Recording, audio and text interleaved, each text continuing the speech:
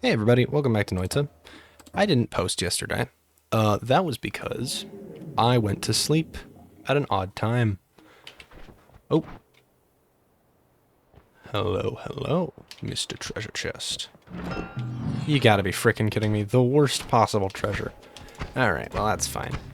Anyway, I just tried to sleep yesterday. It didn't work super well, but I tried. I should be streaming today? I don't freaking know. Today, tomorrow, whatever day Tuesday is at this point. Time is beginning to dilate itself. I'm beginning to lose track of everything, but that is completely normal for me, so it seems like everything's going fine. I have, like, I can't think properly. I haven't been able to for the past few days. I've been thinking about a bunch of things all at once. And I've really been focusing on my Dungeons and Dragons stuff, because, to be honest, that world is just really cool. And I want to think about it more. I guess I could just talk about the concepts behind it and summarize what's going on, since I'm going to be mindlessly playing Noita for a bit anyway, since I'm good enough at the game to survive most things. Because, honestly, I just like thinking about the concepts that I have in it. There's a lot of different crap going on there, but I guess I should just talk about like the carnomancy stuff, which is essentially just the additional type of magic that I've added. You know how they've got like divination and chronergy and all those things? I'm added magic based entirely about flesh stuff. I haven't fully made the subclass for it. I had a bunch of ideas for that, but I'm gonna have to finish making that because I'm planning on doing a boss for it, which my players currently do not know about. They may learn about it, or, you know, figure it out pretty effectively because I'm doing as best I can to foreshadow it. So far, every single person is loving the campaign, as far as I can tell. By the way, I'm DMing for a full group of 6 people, which has made balancing very hard, especially because of homebrew stuff. Something that I cannot avoid using because it's just too fun and important for the setting. But it's definitely a great experience. Great. Whatever. Can definitely say that I would absolutely recommend playing with these people if you ever did Dungeons & Dragons, because they are very engaged with the world. Like, it's to a surprising degree. Despite the comedy that sometimes happens, they are very, very awesome players. I don't think there's any other group that I would rather have gotten, because they are very... They seem to be enjoying investigating pretty much everything. I helped design most of the backstories for them, and to make sure it, like, fit in the world somewhat. Not fully, but somewhat. And I was given a lot of creative liberty by the players, which, I don't know, in the future I'll probably give them more control over it, but some of the players are somewhat new to D&D, so, you know, I have to help in some ways for that, but, definitely fun. I cannot wait. So they recently completed a boss fight. By the way, most of this campaign so far has literally been roleplay because, as it turns out, they are surprisingly effective at rolling 8 times as good as I am. And if you don't know, I have an incredibly terrible bad luck streak when it comes to everything, to be honest. But D&D is just another one of those things. And I've just been getting unlucky with all my rolls consistently, which, you know, it happens. It's kind of sucky, but I deal with it. And I balance around it because it just makes things easier. Because by balancing around it, I can make all the enemies super deadly and do like one-shot stuff. And because it's like 6 players, I have to make everything stronger anyway. So it lets me balance things more difficult, makes combat brutal and something that the players will want to avoid. And it makes the later game, where there's going to be a lot more of it because of funny lore purpose reasons, terrifying, because resources will eventually be running low. They'll have to be using the last, like, little bits of crap that they've got. I'm going to incentivize using one-time use items heavily, especially at the late game, because even though they're one-time use, you might as well use it rather than die. So far, they've gotten a bunch of funky magic items. Ooh, holy frick, that I've just given to them because, to be honest, it's more fun that way. You always like starting your players off with magic items. It makes things a lot more fun. And since guns are canonical now in the world, because of course they are, it helps with the lore and the technological advancement of the world, which is... I could just explain the lore of the world slowly over the course of all these videos, but I kind of want to wait till some of the stuff's already been explained to the players, since I know, and this is something I've said before, I know at least one of them watches these sometimes, and it is very concerning to me, because I don't want to reveal too much. It's kind of unfortunate, too, because that's one of the main things that I consistently think about in my day-to-day life. You wouldn't think that preparing for Dungeons & Dragons would be one of my main enjoyed experiences, other than posting freaking YouTube videos, but it is, and I think it's great, because it gives me something to think about other than the existential dread. I wonder if I can parry this guy, because I know I can parry the little guys, but I've never parried the big guy. Very unrelated to Dungeons & Dragons, of course. Frick. Almost. I think I got pretty close that time. Oh, come on. Did not let me time that at all. But yeah, anyway, these are some of the best players I think I've ever had in Dungeons & Dragons, because they are just fully engaged with this world. And I think the main reason for that is because several of them have, like, spent a lot of time watching and listening to actual D&D podcasts where people full-on roleplay and experience the game the way that they want to, and it's really awesome seeing that reflected in how they act during the game. Instead of being like murder hobo-y or chaotic or crazy all the time, they try to continue playing their character. It's really awesome. Makes it more fun and more interesting, especially when they have encounters with important non-player characters, which so far I have managed to motivate them by basically the utilization of money and information. The information thing is really important because the players are, for the most part, have a lot of family members that the government has taken into custody.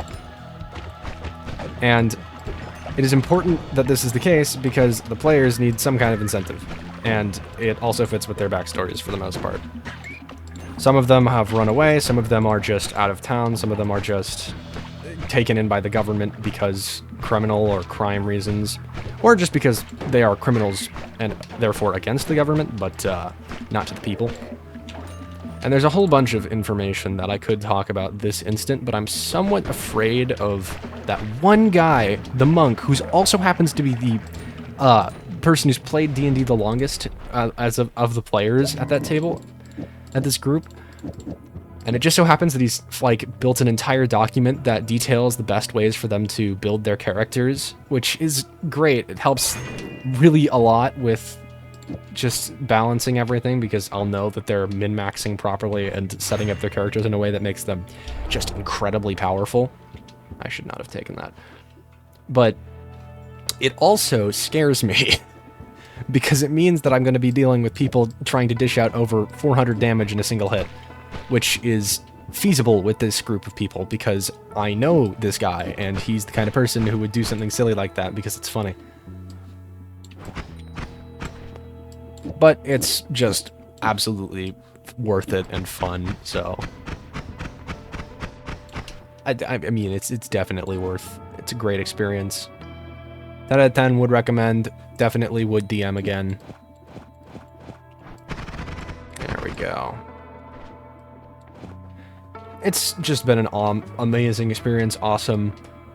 I think everybody should play Dungeons & Dragons because it is a great game. Fun experience.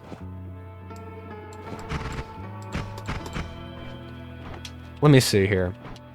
I guess I can start explaining some of the backstories behind some of the characters because they're decently well known. And the guy who's most well versed in D&D, of course, kind of had to help build a couple of them. Because balancing reasons. No, none of them have, like, cool, super overpowered items from their backstory at all.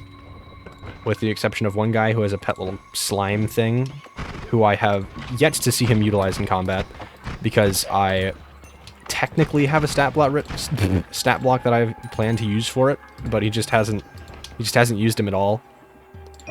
He's had this goober the whole time, and not once has he been utilized. Which really sucks, because it's a really cool concept, and it has a bunch of stuff that I was planning on using for the lore, for the story implements of this little goober. Being incredibly useful for when the party may or may not become interrogated / captured. I was planning on making the thing intelligent, or at least capable of communicating to Mr. Player Character. Oh my gosh, you know what? I should just start trying to explain the pantheon of gods, because it's such a interesting one for me. Usually the gods would just be some random custom ones I made the frick up on the spot when I was originally building the world, but with this one I went more in depth with it because it was an overall world that I wanted to completely build out. Why did I do that? Why the frick did I do that? Oh my gosh. But basically the pantheon, as of right now, has multiple gods that have been killed and replaced, as well as an exception to that being the god of nature, who has technically died, but is in the process of being brought back to life through the power of worship. And basically, very old civilization, because I love the ancient civilization motif, and anybody who doesn't gets deleted. I really like the ancient civilization style of a lot of things, like an old ruin type thing. But I also think it's really interesting to make them super hyper advanced, because it lets me do a bunch of stuff that wouldn't make sense normally, like add guns to the game, or make technology advance at an alarming rate because of the position that everything is in that world. Did that animatedly move change the number of fingers, or was that... Anyway. Right, full ancient civilization, they were hyper-advanced technologically. Thing was, they made a lot of mistakes while trying to gain massive power sources by destroying incredibly powerful elemental creatures, literally just giant elementals, basically. And they made the mistake of going after one that was a little bit too powerful for them, and they got completely wiped off of the, pretty much completely wiped out, because it assembled all of the other ones. Because, unfortunately, they did not realize the thing could teleport, and also fly really fast, because it's made of wind. But it was very, very bad for them, and in the process of doing this, they had to quickly get some people out of there, so they chose to use the method of ascending people. Because, frankly, that's easier than running away at that point. Because, unfortunately, hyper-powerful, magical, almost deity-level creatures are not easy to survive. So, those who ran away to another dimension, and are part of one of the player's backstories through the influence that they're slowly regaining in the world. One of the, they basically wiped out the entire pantheon. There's a couple of corpses in the main world as well, that of the actual gods, that have just spawned things because of the horrific decisions made by past people. But, you know, it's part of it. Man, I completely forgot everything again. Holy frick. Wait, hold on, I don't want that.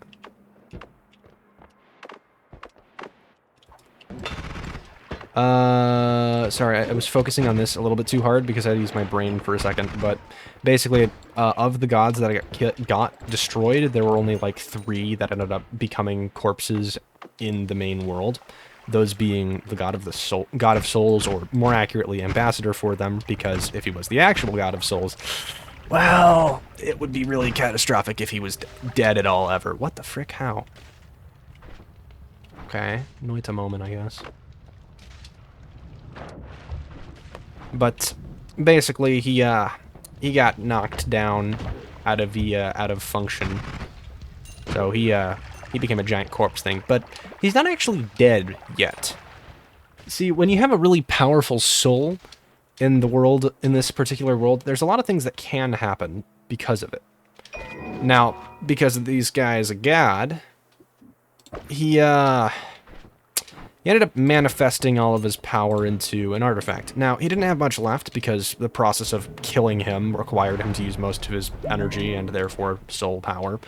But he had just enough to shove the remainder into an artifact. Not being a scythe he made. Oh my gosh. Tinkered ones everywhere is nuts. Anyway, a scythe he made, which basically just contains the remainder of his soul energy, as his giant corpse is decaying and filled with magical power in the middle of basically a valley. The way I have it written, the players don't know this yet, and if I reveal it here, I'm a little bit scared they'll hear it, but to be honest, I think it'll be funny, because the person who does watch these is pretty cool enough that I don't have to worry about him metagaming, at least using knowledge his character wouldn't know. And for the most part, all of the players have been very consistently avoiding metagaming, because even with information that they have, they've been like trying to avoid it. Like knowing there's a monster chasing one of their allies, instead of going to that location, they just wait or explore, do what their character would in the moment. It's really interesting, and it's not because they dislike the character. I know, I checked. It's hilarious though. It definitely provides some comedic value, but not, like, it doesn't cause any problems, to say. It really is just amazing. Right. Okay.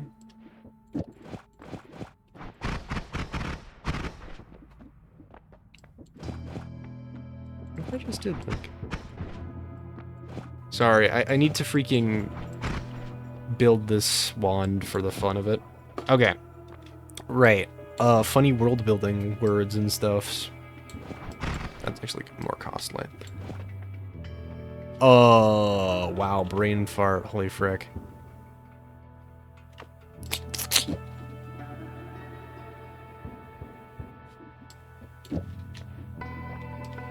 Something. Right, dead gods. So yeah, the goddess Soul was the main one who died. He was the first who perished among all of the ones that were killed eventually. Actually, no, that's not right at all. He was one of the last three. It was the last three that they killed during the Ascension stuff that they had to kind of be dirty with the corpse disposal.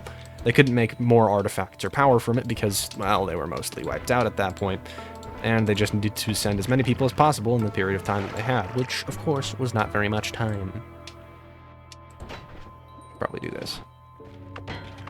So, it ended up leading to a bunch of the corpses, or more accurately, 3 of the corpses in particular, being left in the main world. Because they couldn't do crap about it.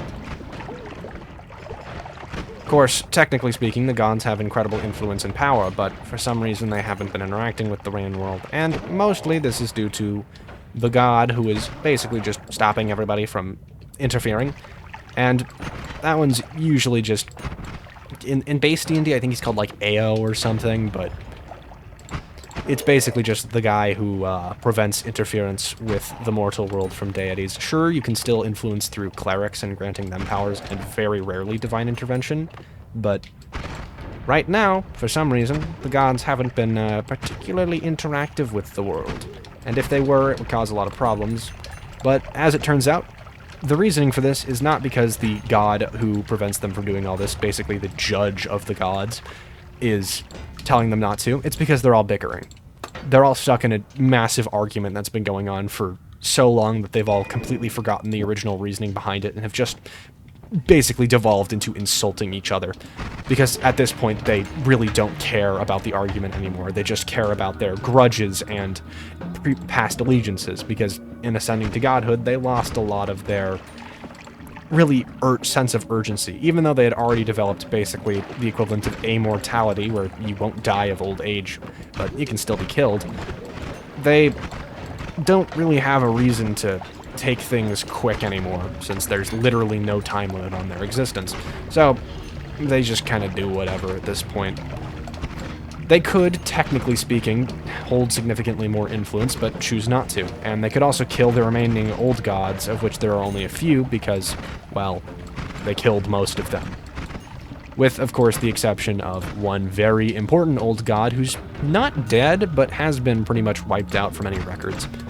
Anyway, for the rest of the new, or rather corpses that are still around, you've got the Blood God, who specifically chose not to put himself into anything, because the cycle of life, or whatever, really, when your blood perishes, so should you, was his main belief, and he understood that it was his end.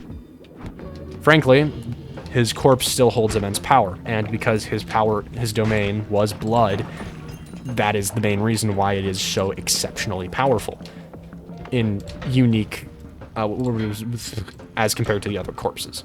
So, although you could use them as immense power sources, his would be the most utilizable, since blood was literally his whole thing.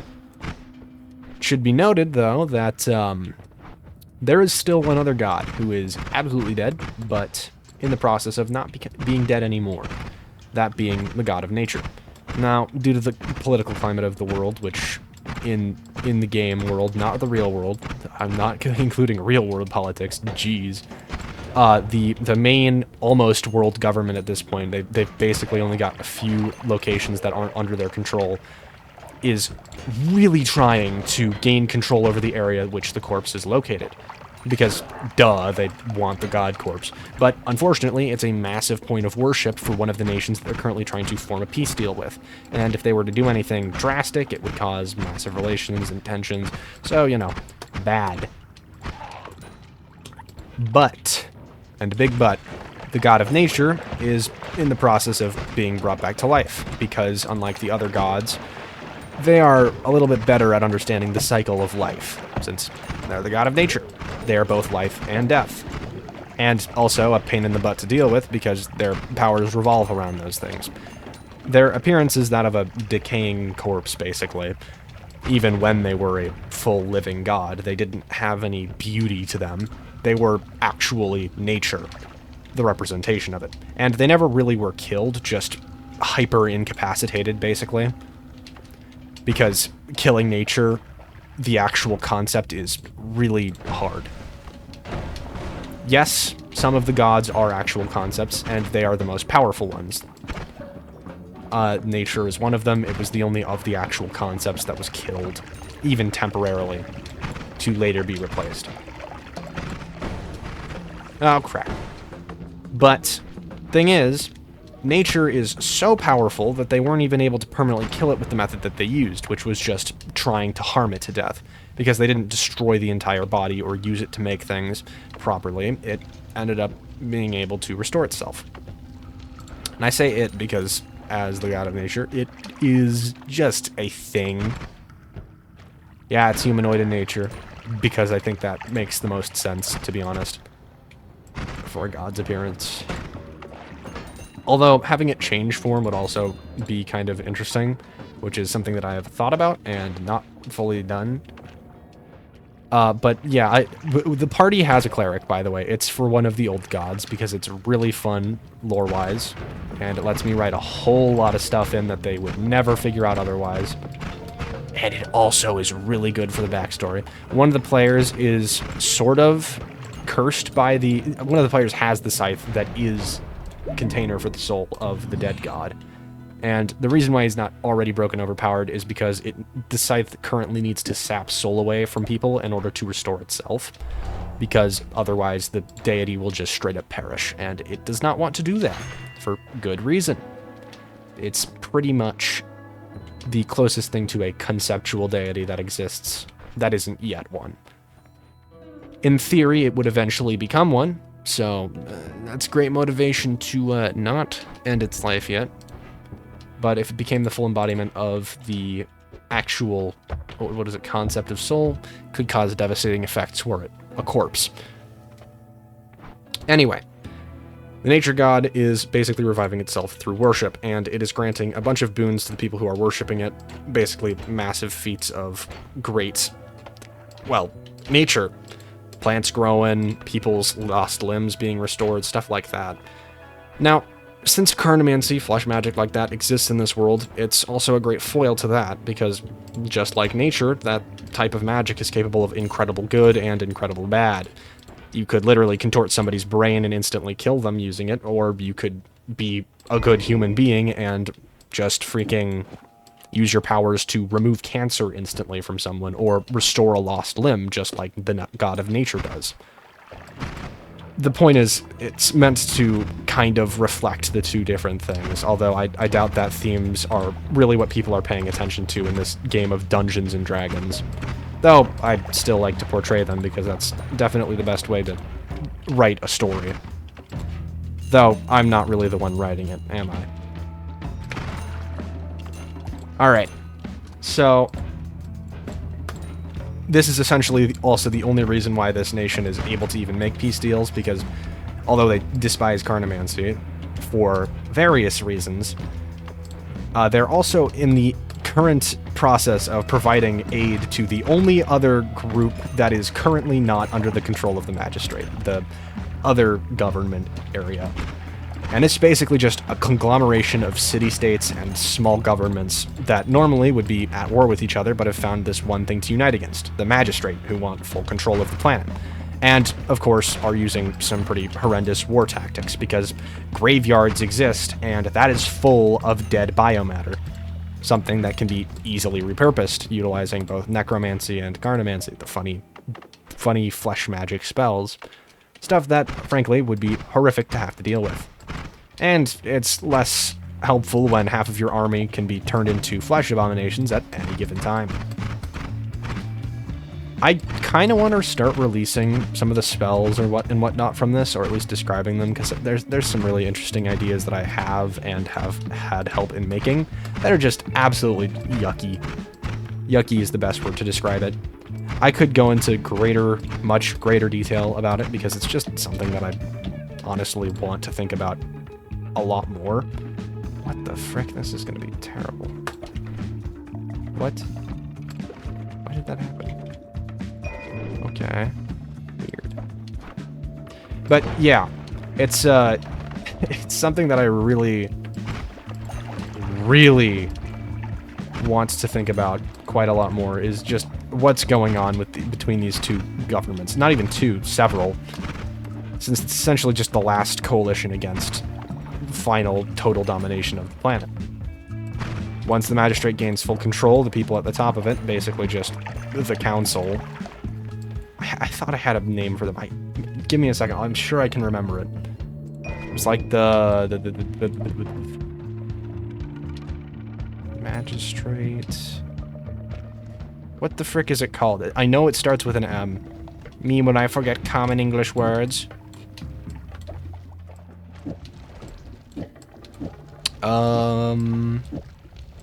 Magistrate,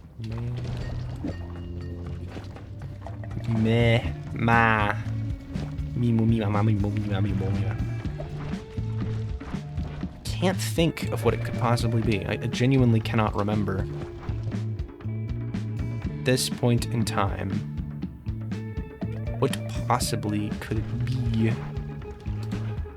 It's like council or something. I don't know. Anyway, it's got one guy for every single type of magic on it. And then you've got the prime ministers. Oh, the ministry. That's what it is. The ministry. You've got a minister for every single different type of magic, including carnomancy. And then you got one guy all the way at the top who originally was an elected leader, but after a guy basically strong-armed himself into the position, is now a dictator. Although the people honestly quite like him, because he genuinely does often perform things for the people.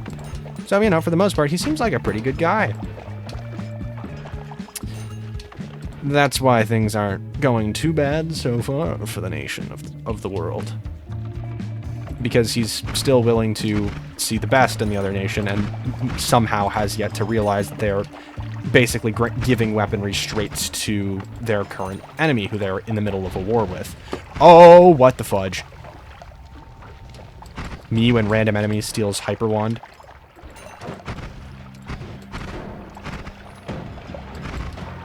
Okay. So, all of this combined with the fact that the ministry has some sinister intent, not just the prime minister, but the ministry overall, there's a lot of things that are basically just so terrible going on in this world all at once. Because people are making horrific flesh abominations, or adding limbs themselves. Because, yes, you can create horrendous abominations, but you can also just change what you look like at any given time. Make yourself feel a little bit better at your appearance. Or literally make yourself physically stronger. It's a very powerful type of magic, and it requires permits to actually be able to use it, because, duh. I don't think we want that many flesh abominations around, do we? But yeah, it's been regulated enough that people are generally able to avoid getting freaking deleted by it. Oh, did the heart get juked? That's rare. Holy frick, that's a good one. But, it's definitely one of my much more well-liked worlds. At least by myself. Can't speak for everyone on that.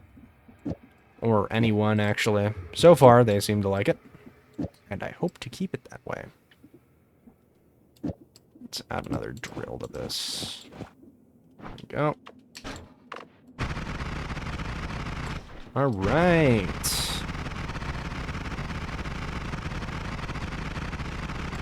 I think I could probably pull one of those off. Yes, I could. Alright. So, yeah, the gods are mostly replaced with new ones who essentially spend all their time bickering rather than making any actual progress. Which is why the Prime Minister's intents are kind of important. But I will not be talking about them right now because we are early enough in the campaign that if I start revealing them here, one of my players probably will find them out, and I need them to not know that stuff yet. So, I'm probably going to end this video around here now, because although this was a very fun one, basically just... Ooh, wait a minute. Infinite digging already? Well, I wouldn't say no to that. But yeah, this is a great episode, even though we didn't do too much. It was very, very fun. I'm glad I actually started talking about this campaign again, because this entire, like, world that I've been building isn't something that it's not my only world building project. It's one of many different worlds that I've made the frick up, all in my head, because I'm a little idiot who likes making crap up. But I also really want to talk about that stuff, and if I don't, I think my brain's gonna hemorrhage because, oh my gosh, there's so many words in my brain, and I want to say all of them, but I can't because if I talk to them with the people who want to actually hear about it, it'll reveal all the world information to them early, and oh my gosh, that would be bad for the story.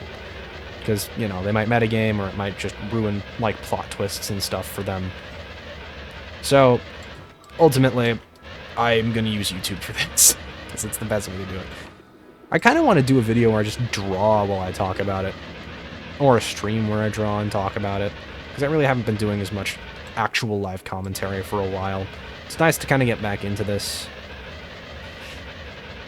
So, yeah, if you actually like hearing about the Dungeons & Dragons world, the story, or really anything else about it, please tell me. Because, frankly, even though I will continue talking about it anyway, I will talk about it even more if people like it. And that is probably everything that I'm going to do for today. I am very tired. It's a very odd time of day. This video is going to take literally 4 million years to process because it's probably been 40 minutes at this point. Let me check, actually. No, it's only been 30. But I think I have been talking pretty much nonstop for this entire video, so I don't really have to edit this at all, and I'm not going to have time for that anyway. Anyway, I thank you all so much for watching. And we'll continue this run later. So it is imperative that you have a nice day. Bye!